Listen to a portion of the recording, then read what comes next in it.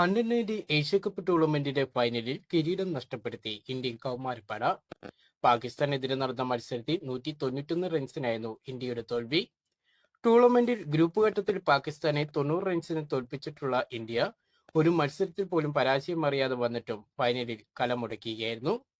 ടോസിന്റെ ഭാഗ്യം ഇന്ത്യക്ക് ലഭിച്ചിട്ടും ഇന്ത്യ ബാറ്റ് ചെയ്യാതെ ബൗളിംഗ് ചെയ്യാൻ തീരുമാനിക്കുകയായിരുന്നു. എന്നാൽ ഇന്ത്യൻ ബാറ്റിംഗ് നിരക്കെതിരെ പാകിസ്ഥാൻ ബാറ്റിംഗ് മേധാവിത്വം സ്ഥാപിച്ചതോടെ പാകിസ്ഥാന്റെ സ്കോർ ബോർഡ് ഉയർന്നു. വെടിക്കെട്ട് സെഞ്ചുറിയുമായി കളനിറഞ്ഞ പാകിസ്ഥാൻ ഓപ്പണർ സമീർ മിൻഹാസിന്റെ പിടിച്ചുകെട്ടാൻ ഇന്ത്യൻ ബൗളിംഗ് നിരയ്ക്ക് കഴിഞ്ഞില്ല.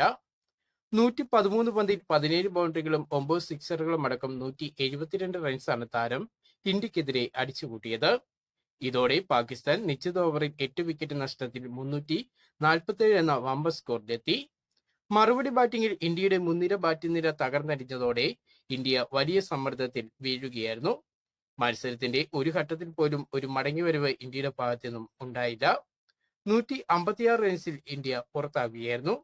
ഇന്ത്യയുടെ ബാറ്റിംഗ് പ്രതീക്ഷകളായിരുന്ന വൈഭവ് സൂര്യവംശി 26 റൺസിനും ആരോൺ ജോർജ് 16 റൺസിനും ക്യാപ്റ്റൻ ആയുഷ് മാത്രെ 2 റൺസിനും വിഹാൻ മൽഹോത്ര 7 റൺസിനും അഭിയാൻ കുണ്ടു 13 റൺസിനുമാണ് പുറത്തായത്. ഇതോടെ ഇന്ത്യയുടെ ബാറ്റിംഗിലുള്ള പ്രതീക്ഷകൾ അസ്തമിക്കുകയായിരുന്നു.